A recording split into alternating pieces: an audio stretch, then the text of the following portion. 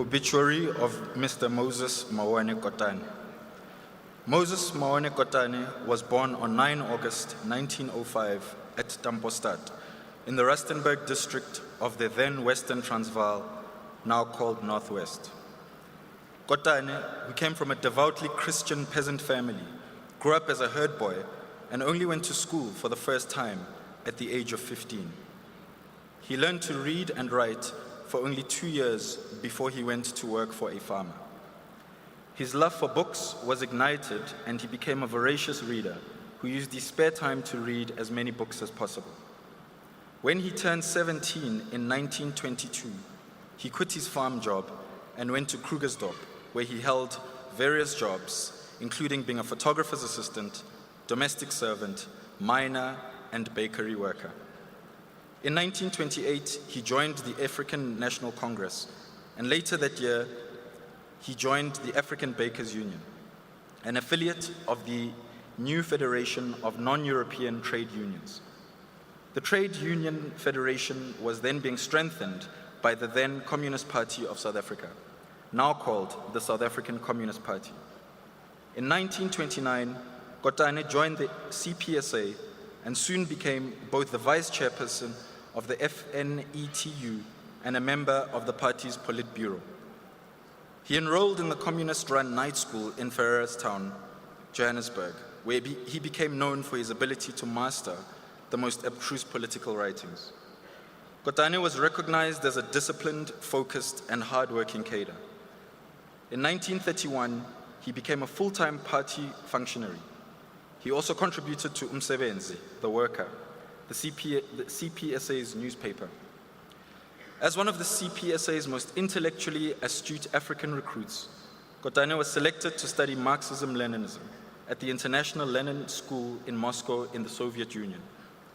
This was in a period when the party was promoting the goal of a native republic that espoused that African workers should own and control the means of production in a free and democratic society. In 1939, Kotane became General Secretary of the CPSA, a post he continued to hold through the CPSA's subsequent phases of legality, illegality, and exile. Significantly, Kotane fused his Marxist convictions with Pan-Africanism that emphasized indigenous African leadership in the struggle for a just and equal society. He straddled the membership of the Communist Party and ANC, giving both organizations his commitment and loyalty. But it was in the latter organization that he was held in the high esteem for his principled stance and vision as a pragmatic leader who translated theory into practice.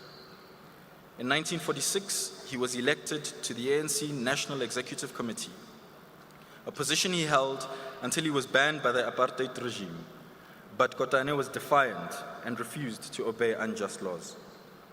It was in 1946, following the 1946 mine strike, that he was subjected, with other leaders of the Communist Party, to 2 years of futile legal proceedings. It was the Jan Smuts government that introduced the idea of the Red Menace and wished to demonstrate its determination to deal with the much-feared communists. But the government, just like in the treason trial, failed to make its case. The Communist Party was banned in 1950. This saw Kotane move from the party's headquarters in Cape Town back to Johannesburg. He opened a furniture business in Alexandra Township. Kotane was one of the first to be banned under the Suppression of Communism Act of 1950. But he ignored his banning order to speak in support of the Defiance campaign in June 1952. He was arrested with one of the first group of defiers. To many, he was an exemplary leader who did not hesitate to thrust himself forward as an example of militancy. In December 1952, he was tried with other leaders of the Defiance campaign and given a 9-month suspended sentence. In 1955, he attended the Bandung Conference of Asian African Leaders as an observer. In December 1956, he was charged with treason and remained a defendant in the treason trial until charges against him were dropped in November 1958. During the 1960 state of emergency, he was detained for 4 months, and in late 1962, he was placed under 24-hour house arrest. In early 1963, he left South Africa for Tanzania, where he became Treasurer General of the ANC in exile. Following elections held in Tanzania in April 1969, he was returned to the NEC. Kotane suffered a stroke in 1968 and went to Moscow for treatment, where he remained until his death on 19 May 1978.